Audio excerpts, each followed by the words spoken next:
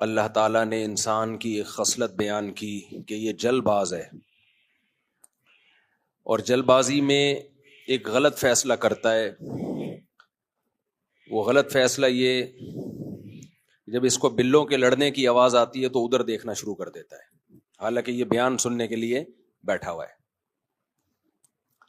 جب بھی بیان چل رہا ہو نا، کوئی بھی کام ہوگا، لوگ ادھر دیکھنے شروع کر دیں گے۔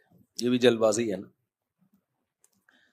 تو انسان جلد بازی میں جب کوئی مصیبت پہنچتی ہے تو بے صبرا ہوتا ہے، جب کوئی خوشی پہنچتی ہے تو اتراتا ہے۔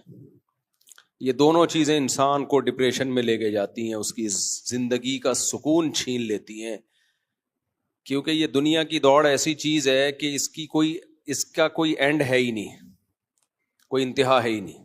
یہ مقابلے میں کرتے رہو اور مر جائے گا، پیٹ نہیں بھرے گا اس کا۔ تو اس لیے اللہ نے فرمایا کہ اگر تم چاہتے ہو زندگیوں میں سکون آ جائے اور ایک اچھی زندگی گزرے تمہاری، تو چند علامتیں اپنے اندر پیدا کر لو، پھر غربت میں بھی مزے ہوں گے۔ وہ علامتیں کیا ہیں؟ سب سے پہلی بات، الا المصلین، اپنا تعلق اللہ سے مضبوط کرو۔ ہر ایک سے ریلیشن ہے اور بنانا چاہتا ہے انسان، لیکن جس نے پیدا کیا، جو سب سے زیادہ ہمارے قریب ہے، سکون جس کے ہاتھ میں ہے۔ نبی صلی اللہ علیہ وسلم نے فرمایا کہ دل جو ہے نا، دل یہ اللہ کی دو انگلیوں کے بیچ میں ہے، جیسے چاہتا ہے گھما دیتا ہے۔ پریشانی ایک ایسی بلا ہے کہ اس کے لیے پریشانی کا سبب ہونا ضروری نہیں ہے۔ خوشیوں میں بھی اللہ پریشانیاں دے سکتا ہے انسان کو،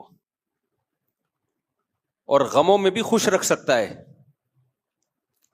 تو نبی نے فرمایا کہ انسان کا جو دل ہے، بین اصبعی الرحمن، اللہ کی دو انگلیوں کے بیچ میں۔ دو انگلیاں اس لیے کہا کہ ایک انگلی سے کنٹرولنگ مشکل ہوتی ہے، تو ہمیں سمجھانے کے لیے کہ دو انگلیوں کو تو جو گھمانا ہے بس اللہ کو، صحیح ہے نا۔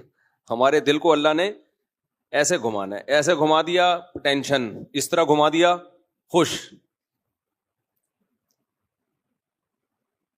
تو حضرت حکیم اختر صاحب رحمہ اللہ تعالیٰ ایک بڑی زبردست بات بتایا کرتے تھے کہ بادشاہ جب بادشاہوں پہ حملہ کرتے ہیں نا، ملکوں پہ،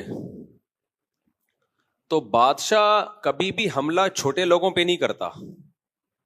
مثال کے طور پر امریکہ کہے کہ یار میں نے انڈا موڑ اپنے کنٹرول میں لینا ہے، دنیا بولے گی چھوڑ یار، مفتی طارق مسعود کے کنٹرول میں ہے نا، تو نے کیا کرنا ہے۔ ویسے کنٹرول میں میرے بھی نہیں ہے، ایک مثال دے رہا ہوں۔ تو امریکہ جب حملہ کرے گا بھائی، وہ کسی بڑے کنٹری پہ وار کرنے کی کوشش کرے گا، یا ایسی جگہ جہاں وسائل بہت زیادہ نکلنے کا چانس ہو۔ ایسے چھوٹے موٹے ملکوں پہ، چھوٹے موٹے علاقوں پہ وہ اپنا ٹائم ویسٹ نہیں کرے گا۔ ہاں، انڈا موڑ میں سونے کی کان نکل آئی تو بولے گا بھائی پھر قبضہ کرنا ہے۔ تو بادشاہ ہمیشہ بادشاہوں پہ حملہ کرتے ہیں، بڑے لوگوں پہ حملہ کرتے ہیں۔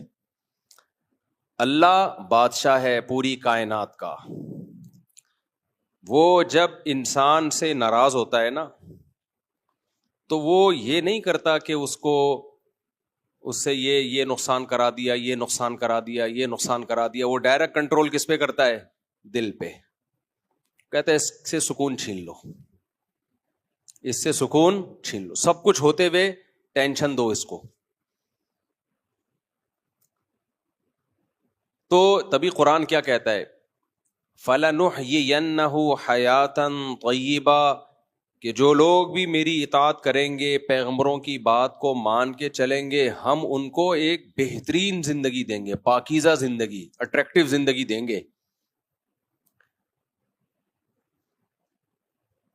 اور جو میرے ذکر سے، میری یاد سے، میرے احکام سے اعراض کریں گے، مجھ سے اپنا ریلیشن مضبوط نہیں بنائیں گے، تو ہم کیا کریں گے؟